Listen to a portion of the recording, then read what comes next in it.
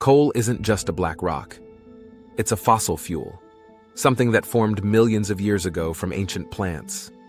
Huge swamps, trees, and forests were buried under mud and sand. Over time, more layers pressed down, the temperature rose, and the plant material slowly changed into something new: coal. The longer this process lasted, and the more pressure and heat there was, the harder and more energy-rich the coal became. That's why there are different types. Lignite, brown coal, is younger and softer, while hard coal is older, denser, and produces more energy when burned. If you like similar educational content, please like, subscribe, and share the video with your friends. For centuries, this energy made coal one of the most important fuels in human history.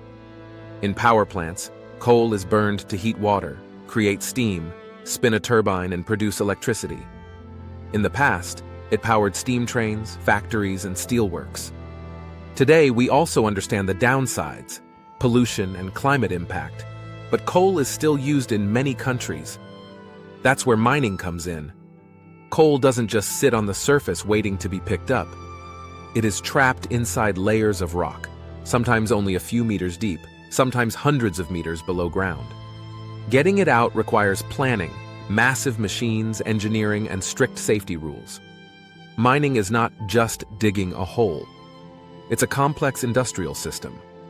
But before anyone starts digging, people must know where the coal is, how deep it lies, how much there is, and whether it is even worth mining. And that's where the real story of modern coal mining begins. Coal mining doesn't start with excavators. It starts with people who try to understand what is hidden deep under our feet: geologists. Their job is a bit like detective work. From small clues, they build a picture of the whole underground. First, they study the landscape and old geological maps. They look for places where, millions of years ago, there were swamps and dense forests. They examine how rock layers are tilted, how old they are, and where they continue. Already at this stage, they can guess whether coal might be there. Then come geophysical surveys. Instead of digging, scientists measure how the Earth behaves. They use instruments to study gravity, magnetism, and how seismic waves travel through the ground. Different rocks react differently, and this helps create 3D models of what lies below. But guesses are never enough. That's why engineers drill exploration boreholes. Special drilling rigs make deep, narrow holes and pull out cores, long cylinders of rock that show a vertical slice of the underground. From these samples, they learn whether coal is really there, how thick the coal seam is, what quality the coal has, moisture, ash, sulfur, whether the seam is continuous or broken. Samples go to laboratories. Results go to detailed maps. Only then can experts calculate whether mining is economically worth it. Coal must pay for machines, workers, transport, environmental protection, and still bring profit. If not, the coal simply stays underground. If the numbers make sense, engineers begin designing the mine. And then comes the key question: open pit, surface mine, or underground mine? That decision depends mainly on how deep the coal lies and how thick the layers of rock above it are. From here, the story splits into two completely different paths to the same goal. When a coal seam lies fairly close to the surface, the cheapest and fastest way to get it is from above. These mines look like giant bowls or terraces carved into the landscape. They may seem rough, but the work is planned with centimeter precision. The first step is removing the overburden, all the soil, sand, and rock that sits on top of the coal. If the layer is thin, big excavators, loaders, and haul trucks are enough. But when the layer is thick, the real giants arrive: bucket wheel excavators and long conveyor belts that move thousands of tons every hour. Once the coal seam is exposed, the real mining begins. Machines break the coal loose, load it onto conveyors or trucks, and send it to crushers, sorting stations, and eventually power plants or storage yards. Everything moves in a carefully designed sequence, so slopes stay stable and machines can work safely. Surface mining has a huge advantage. It produces enormous amounts of coal at relatively low cost. but it also dramatically changes the landscape. That's why plans for reclamation begin early. After mining, engineers reshape the land, replace soil, plant trees, and sometimes create lakes, fields, or recreation areas. Safety is critical at every step. Slopes are monitored, dust and noise are controlled, and water is managed so it doesn't contaminate rivers or groundwater. Nothing happens without inspections and procedures. But when coal lies too deep, removing all the rock above it would be impossible or insanely expensive. And that's when we leave the open sky behind and go underground. When coal lies too deep to remove everything above it, mining moves underground. This is a different world. Dark, technical, carefully controlled, and built entirely around safety. Everything begins with building a shaft. It's a vertical tunnel that goes tens, sometimes hundreds, of meters down.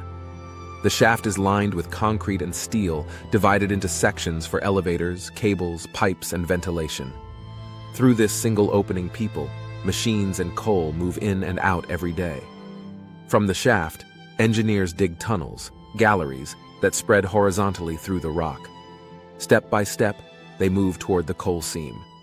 These tunnels are cut by powerful tunneling machines or carefully controlled blasting. As soon as a new section is made, the walls and ceiling are reinforced with steel frames, bolts, or concrete to prevent collapse. When the miners finally reach the coal seam, real production begins.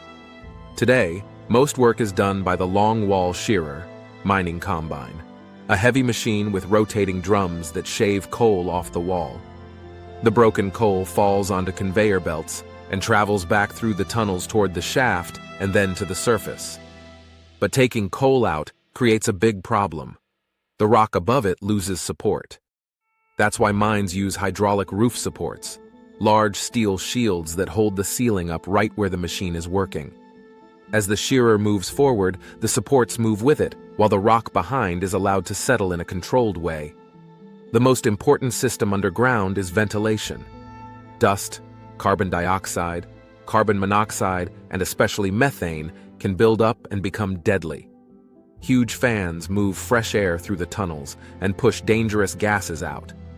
Air quality is constantly monitored, alarms are tested, and evacuation drills are practiced regularly. Water is another threat. It can leak into tunnels and flood entire sections of the mine. Pumps, drainage systems, and sensors work non-stop to keep water levels under control. Underground mining is slower and more expensive than surface mining. It requires highly trained crews, precise planning, and discipline, because underground mistakes are not allowed. And even when the coal reaches the surface, its journey is not finished. It still has to be cleaned, sorted, and prepared before it can be used. Even after coal reaches the surface, it's not ready to be used. In raw form, it contains stones, dirt, moisture, and other impurities. That's why it goes first to a coal preparation plant, a place where coal is cleaned and upgraded.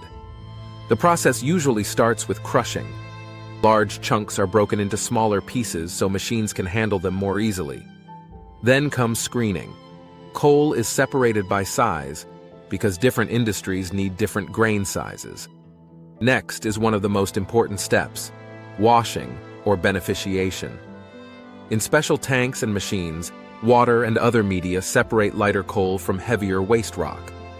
As a result, the coal becomes cleaner, more energy-dense, and burns more efficiently. The clean coal is then dried, stored, and transported. Depending on distance, it travels by conveyor belts, trucks, trains, and sometimes ships to power plants, steel mills, or other factories. In a power plant, coal is ground into fine powder and blown into a boiler. Burning coal heats water, water turns into steam, steam spins a turbine, and the turbine produces electricity. Simple principle, enormous scale. But mining leaves something behind, land that must be restored. Old pits are reshaped, covered with soil, planted with trees, turned into lakes, parks, or farmland. Underground mines are sealed and monitored, so the ground doesn't collapse and water stays safe. Modern regulations increasingly require companies to plan this restoration before mining even starts. Today, we also think about environment and climate, dust, emissions, polluted water, greenhouse gases. That's why many countries are slowly reducing coal use and investing in renewable energy. Still, in many regions, coal remains part of the energy system, mainly because it is reliable and already built into infrastructure. So coal mining is not just men with helmets underground. It is a long chain. Geologists who find the coal, engineers who design the mines, enormous machines that move mountains, safety systems that protect workers, and finally, the electricity that lights our homes. And it reminds us of something important. Every source of energy has a cost.